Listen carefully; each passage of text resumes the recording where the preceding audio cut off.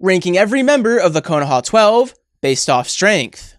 Again, you may have noticed I made a video like this before. In that video, I ranked every member of the Konoha 12 based off strength, but I only ranked them based off what we see in the Chunin exams. This time, I'll be ranking the Konoha 12 based off what we see in OG Naruto, effectively just extending the cap. I'm also using basic power scaling to decide these rankings and, if necessary, 1v1 matchups. This list is also objective. There's going to be bias on what jutsus and techniques I think are effective, but that also happens for every video like this. Like last time, this list is relative. I can't rank these characters off anything we see in Shippuden. And cause of this ranking won't just be, well, a ranking, but also a way to see how each member's grown. So with every character's rankings, I'll put their old placing in the top right, just so we can track their growth or lack of it. And yeah, enjoy.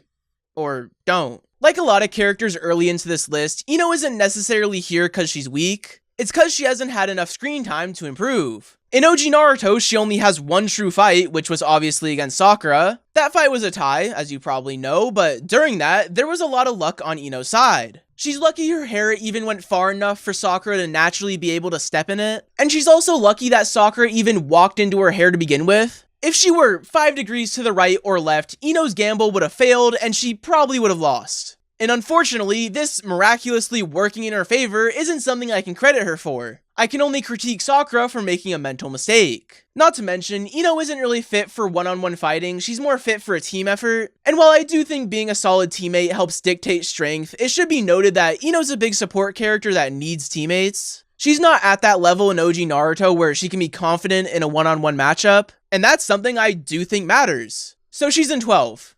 Wonder who's in 11. As you can tell, the first 2 spots of this list are unchanged. But make no mistake, the time from Chunin exams to the end of OG Naruto helps solidify these rankings, as by the end of OG Naruto, Sakura actually starts learning medical ninjutsu, and in the last episode, she's shown to be making really good progress. And Sakura getting medical ninjutsu and technically being able to use it by the end of OG Naruto makes her stronger. It makes her a more capable kunoichi and an all-around better ninja, which is really what this ranking is. As strength is very nuanced, especially in Naruto. You can be physically strong like Choji, mentally strong or smart like Shikamaru, or an impressive medical ninja. They're all strength, it's just different skill sets. But because at the end of OG Naruto, we don't actually see how strong Sakura's medical ninjutsu is, I don't think it's fair to jump to conclusions and put her immediately above other characters. We only know she has it, we don't know how effective it is, which is why she's just gonna sit in 11th for this list. The second the first Shippuden version of this list drops, I imagine she'll jump up a few places. But for now, I can't give her that credit. Personally, I really wish we saw Tenten fight more. Her just being a full-blown weapons master is actually really cool in my opinion. She reminds me a lot of Lee, but with weapons and significantly less screen time. And that very reason is why she's low on this list. As she does seem like she's actually strong, it's just that the only person we see her fight is Tamari, and that went horrible. I think if she gets more screen time, she goes up a few ranks, but she doesn't get that. And it's not fair to go off headcanon on how strong I think she could be.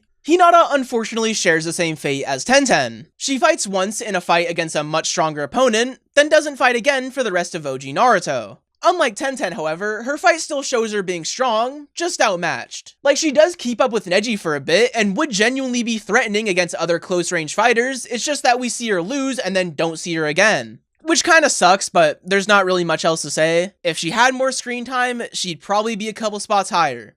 Like Tenten. At this point in the list though, I think it's fair to say everyone going forward, including Hinata, is truly strong. At least relative to OG Naruto and all the other characters their age. Like at this point, they're not the average 12 to 15-year-old ninja, they're all powerful. So even though there's still some of the Konoha 12 that'll land in the back half of this list, it doesn't mean they're weak, it just means they land on the back half. Oh, and here's the fucking perfect example. Choji has the most improved placement out of anyone in this list, and even on the surface, it's not hard to see why. In the Chunin exams, or rather last time I did these rankings, he was only a bowling ball. But now, after the Sasuke recovery mission, he has the green, yellow, and red food pills. He also has partial expansion, super expansion, and even the kunai variant of the bowling ball. These are big improvements, especially since he won his fight and stood up against essentially a bully and his biggest obstacle. The main thing holding him back here is that he's pretty much just one gimmick. He only has strength and nothing else, but that does still mean he's strong. It just kinda sucks that everyone else on this list is a fucking maniac. At least everyone else besides the person next. Like Choji, Kiba improved a lot since the Chunin exams, but unfortunately for him, he has nothing to show for it. But he did. He went from the guy that Naruto took a shit on to literally tearing someone in half.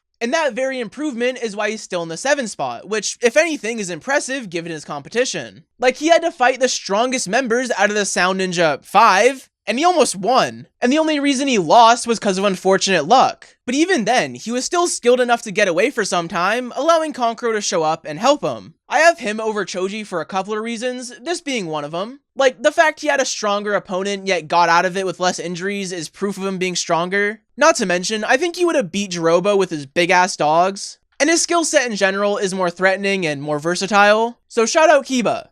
This is the last time I'll ever give him credit for anything. Shikamaru being in the top 6 is a prime example of how being smart is a way of being strong. Cause realistically, that's all he has. Sure, he has Shadow Strangle now, but at this point, we've seen his chakra be low in every fight, and he hasn't truly been able to beat an opponent. But his big fucking 5 head puts him in the position to have an opportunity to beat anyone on this list. Like, I confidently think that he can put any person in this list under Shadow Possession, and when you mix that with something like Shadow Strangle, that does make him threatening. And not only is he extremely pivotal when he's fighting on a team, but he also can fight on his own. And that's not even mentioning that in his fight with Tsuyu, he displayed extremely quick thinking, meaning he can quickly adapt to any situation. He also showed how good he is at simply dodging, which is low-key an underrated skill. So he's going in 6. My GOAT. He's like Greg Maddux. Out of everyone on this ranking, besides Tenten of course, Shino easily has the least amount of screen time, which only makes it even crazier that he's in the top 5. It makes sense though, Shino's bugs make him strong as hell. So strong, he couldn't even be on the Sasuke recovery mission. Like, he beats every opponent there easily, cause pretty much the second his bugs touch his opponent, they lose. And the worst part is, they won't even know when the bugs touch him, they'll only realize when it's too late. And that's so brutal, Kishimoto made him so powerful just for the love of the game. The only reason he's 5 on this list is simple. In a one-on-one fight, he can't beat the other 4 on this list. And the other 4 have a more versatile skill set, making them more threatening. So unfortunately for Shino, this is as high as he's gonna be. And it's all kinda downhill from here. I don't imagine him ever being this high ever again. Neji might have the biggest drop on this list, but that's not really a dig at his lack of improvement, rather just showing that 2 other characters improved more. Cause while it is true that he does feel weaker in the Sasuke recovery mission, he wasn't. It's just that this time, like he said himself, he's fighting the toughest opponent he's ever fought. And that, mixed with the fact that he didn't gain any new jutsu, make it seem like he got nerfed. But he's still very strong. He goes against someone who finds out his weakness, but still finds a way to come out on top. And with Byakugan, Rotation, 64 palms, and the anime-only 128 palms, he's still one of the strongest genin. Easily. Like, look at this. Of course he's here. A Taijutsu-only ninja is at 3, by the way. That's fucking insane. But that just goes to show how goated Lee is. What really puts him above Neji here is obviously Drunken Fists. As Neji can't really counter that here, he's kind of on a different level, not only physically but mentally. And as we established in overanalyzing Naruto by using Kimimaro as a comparison, Drunken Fist Lee is Jonin level in terms of strength, which is absolutely insane. Not to mention he has 5 out of 8 gates, which I don't think Neji has a real way to deal with that. The other 2 on this list, however, do, which is, well, why they're ranked higher, obviously. Probably didn't need to tell you that. This is easily going to be the most controversial ranking on here, cause in the Sasuke recovery mission, Sasuke beats Naruto, and technically, by my own rules, that should mean he's stronger than him, but that would only be the case if Naruto is going all out, and he wasn't. I'll talk about why during his time, but for now, yeah, Sasuke is easily the 2nd strongest. He'd be able to keep up with Lee now that he has 3 Tomoe Sharingan, not to mention Curse Mark Stage 2, and if you pair that up with Chidori, that makes a devastating combo. Which is something Neji can't defend, especially if QB Amp Naruto cancels out his rotation. And also, this shot exists. It's kind of smoking gun evidence here. Sasuke also has Lee's speed and multiple taijutsu techniques that he can pull out any chance he gets. So again, he's easily the 2nd strongest. Too bad the person after him is the name of the series. Naruto is the strongest member of the Konoha 12. Here's why. It is true that he lost to Sasuke during their fight, but like I said during Sasuke's placement, he wasn't going all out. Not only because he went for the headband, choosing to prove a point rather than scratch Sasuke's face, or his chest, or anything that would be equal distance, but also because, in that fight, he never used summoning jutsu. And that summoning, in a fighting situation, would be an extension of him. Kinda like Akamaru for Kiba or Shino's bugs for Shino. And the fact that he didn't use that against Sasuke shows that he was not fighting him at full force. And if he did that, he would have won. Because he was under Ninetales' influence and because he didn't want to kill his friend, he didn't do it. I think that's the only real debate to Naruto not being number 1, but other than that, it's kinda obvious he's the strongest. He's got Rasengan, one of the hardest jutsus to learn in the entire series and one of the most effective. Shadow clones, of course, something that is just so overpowered. Summoning, like I mentioned. And then obviously the Ninetales, something that can be a huge power boost and beneficial to him when used right. And just imagine if all of these came together, he would be so strong. Nothing any of these characters have could keep up with it. And also, like, of course he is. He's the main character of the series, so in every arc, he's getting some sort of growth. If anything, it'd be surprising if he wasn't. So yeah,